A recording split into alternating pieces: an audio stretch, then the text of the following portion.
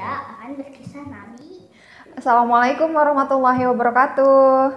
Halo teman-teman, kali ini Bunda ditemani oleh Zaidan dan juga Isyam. Kita kali ini akan membacakan kisah dari buku dari buku 24 Nabi dan Rasul Teladan Utama. Ya, kali ini kita akan membacakan kisah Nabi Nuh. Ya, siapa di sini yang sudah pernah dengar kisah Nabi Nuh? Udah pernah di film. Nonton film. Kalau Isya? Belum. Oke. Sekarang Masih lama dengarnya.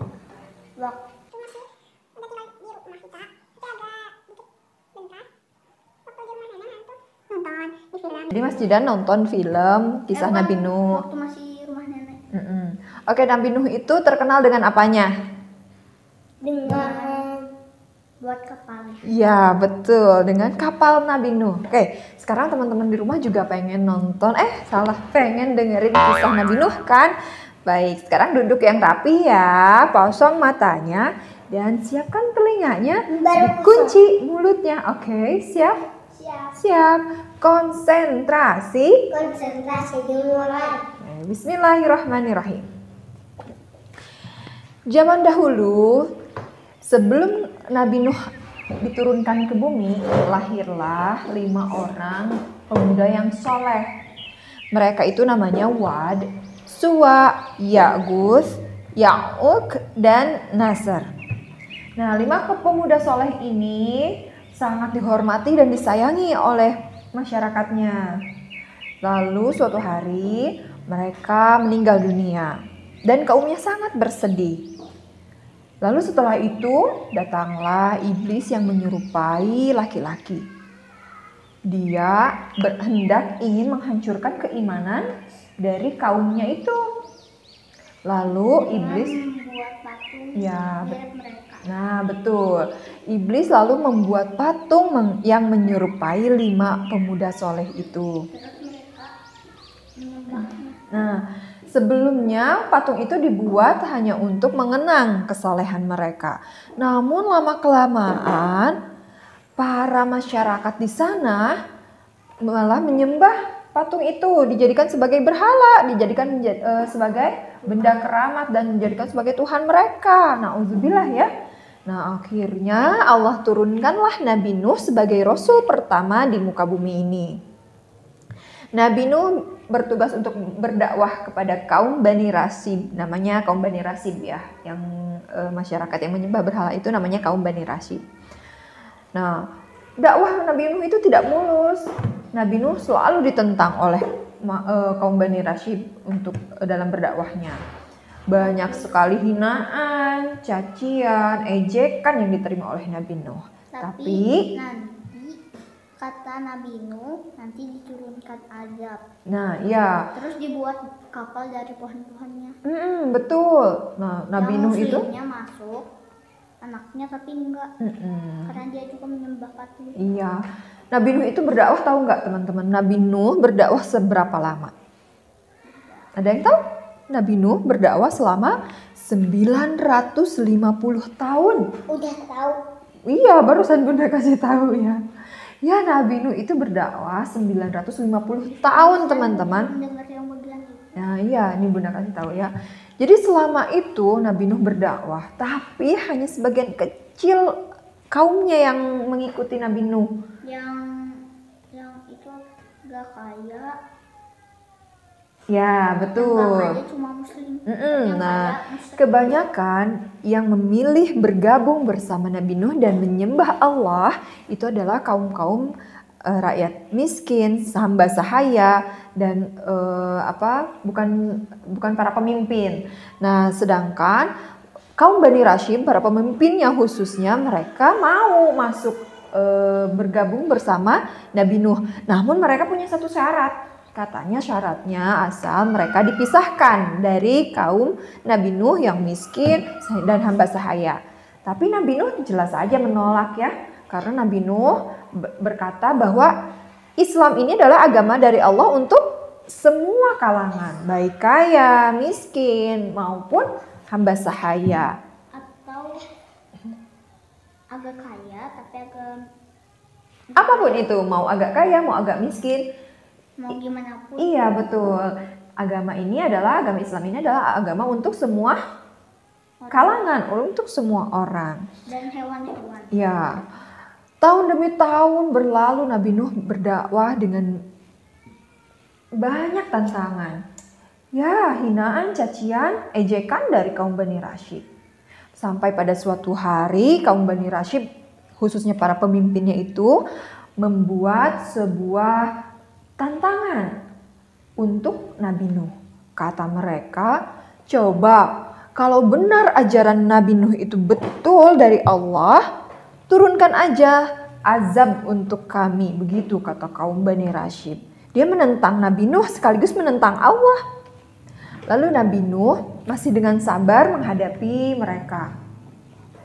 Sampai suatu hari kesabaran Nabi Nuh pun sudah agak menipis. Akhirnya Nabi Nuh berpasrah kepada Allah.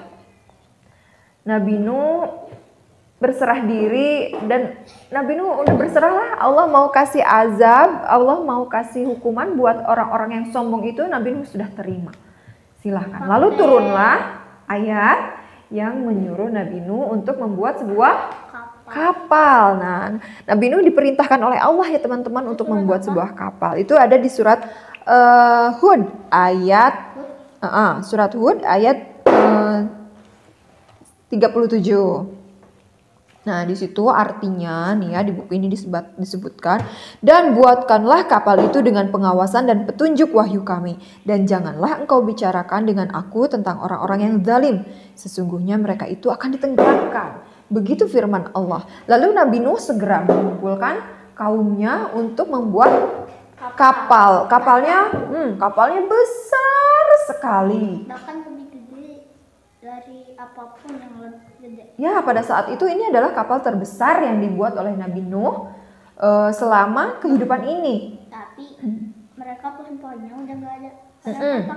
Ya, betul. Sebelum dipakai pohon-pohonnya, ambil dulu buah-buahnya. Iya, cerdas. Jadi sebelum ditebang pohon-pohonnya itu, iya.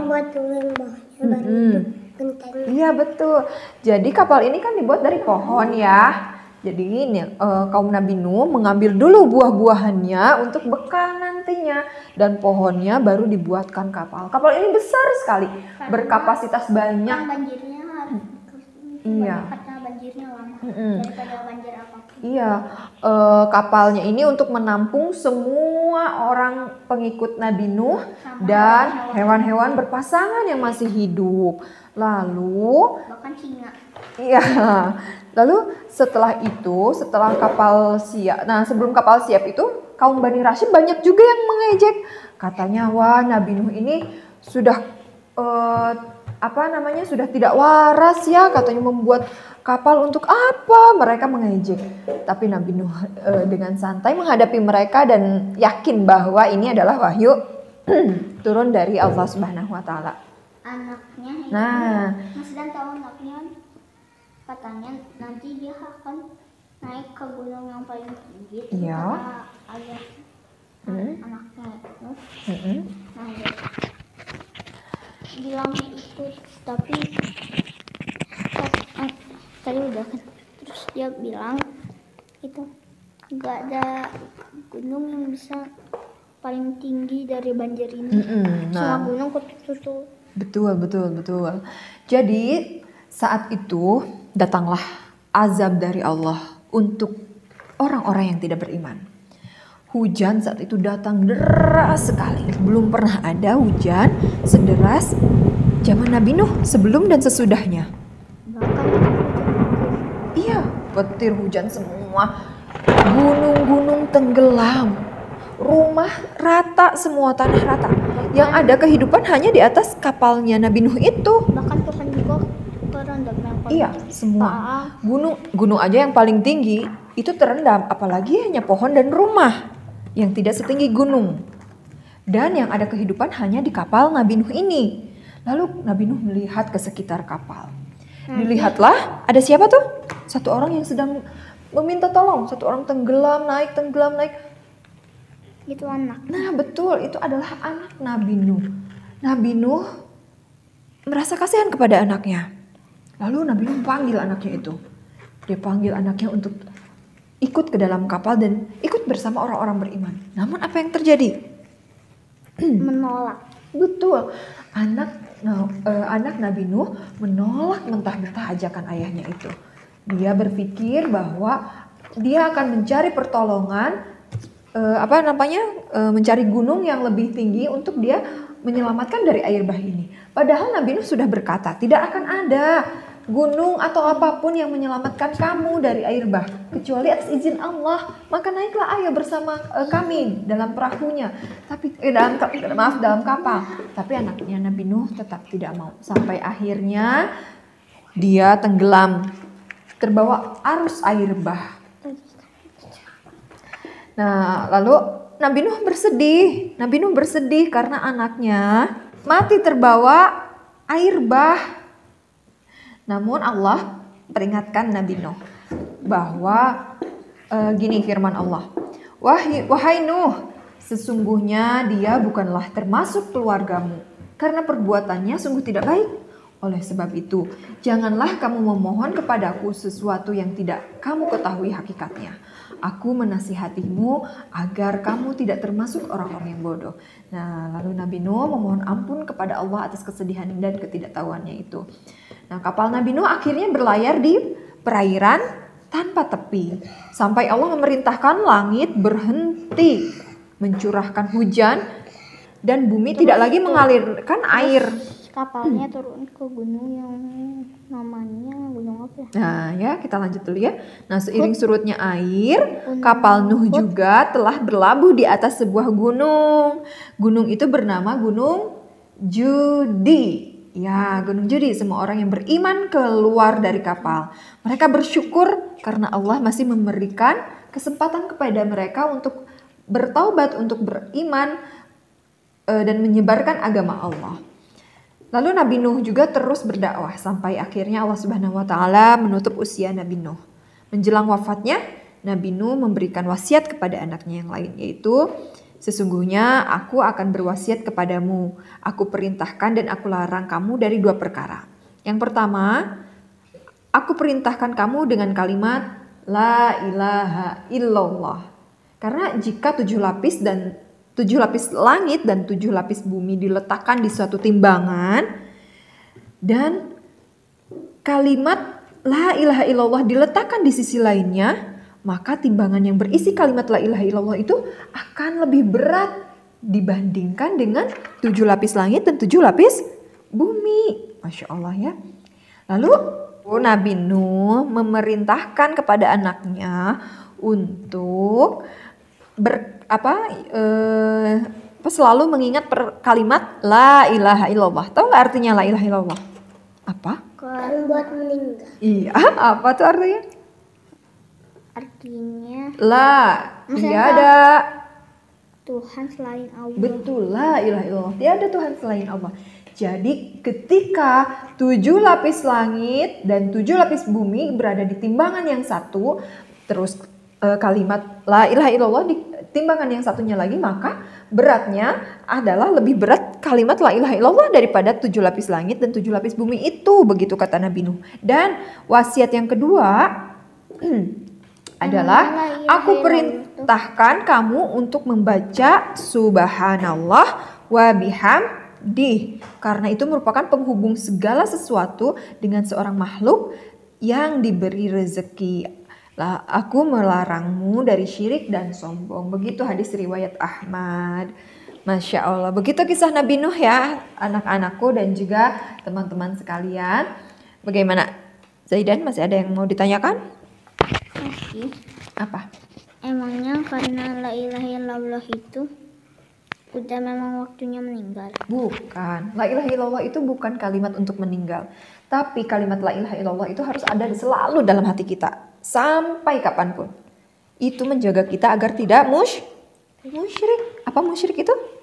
Kaum yang menyembah patung. Iya, menyembah selain Allah. Karena kalimat La ilaha illallah, tiada Tuhan selain Allah. Maka sampai nanti Dedek Hisham tumbuh besar, emas tumbuh besar, harus tetap memegang teguh kalimat apa? La ilaha illallah. Terima kasih teman-teman semua sudah menyaksikan video ini.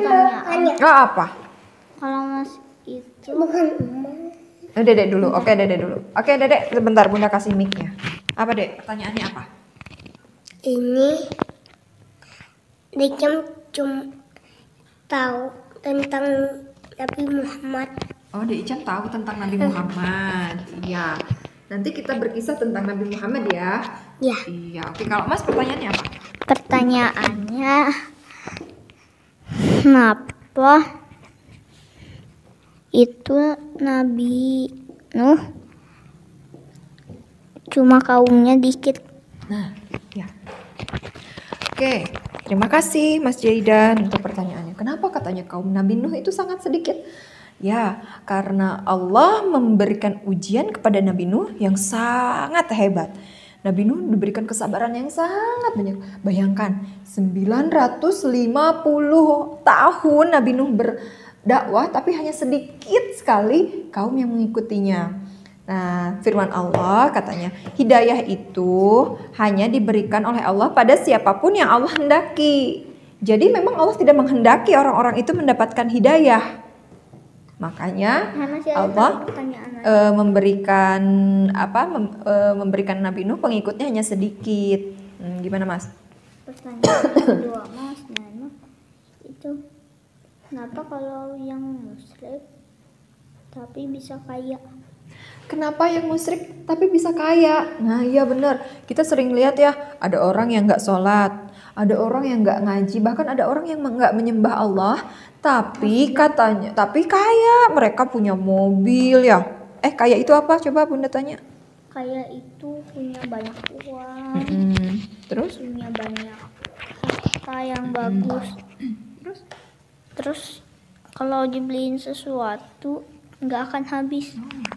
Begitu kata Zaidan. Jadi Zaidan dan juga teman-teman yang lain bahwa ada namanya Kayak pencuri suka curi uang. Kenapa orang yang musyrik itu ada yang kaya katanya gitu. Padahal orang muslim juga banyak loh yang kaya raya, Mas. Nah, jawabannya mudah-mudahan Bunda nggak salah ya jawabnya. Ini musyrik. Nah, karena ada kita itu namanya isti'raj. Isti'raj itu Allah memberikan kenikmatan kepada orang yang Allah kehendaki walaupun dia tidak beriman. Tapi akhirnya Nah, itu betul. Nah, iya begitu. Kalau dari muslim, kalau orang muslim nih ya, kalau kita belum diberikan nikmat menurut kita, bisa jadi kesenangan Allah tunda dulu untuk nanti dibayar di akhirat. Yang namanya apa? Surga. Sama neraka. Iya. Jadi kalau kita sebagai orang beriman kepada Allah, lalu kita merasa kita belum cukup diberikan kekayaan, maka kita tugasnya hanya satu, yaitu bersyukur dan bersabar. Dan berdoa sama sholat. Bisa jadi Allah menunda kesenangan kita di dunia Bahkan untuk nanti diberikan di akhirat. Bersedekah juga nanti di akhirat. Iya. Bisa dapat lebih banyak daripada itu. Betul. Oke. Udah cukup ya? Oke, kita tutup dulu ya video kali ini. Terima kasih ya teman-teman. Semoga video ini bermanfaat. Wabillahi taufiq wal hidayah. Wassalamualaikum warahmatullahi wabarakatuh. Dah.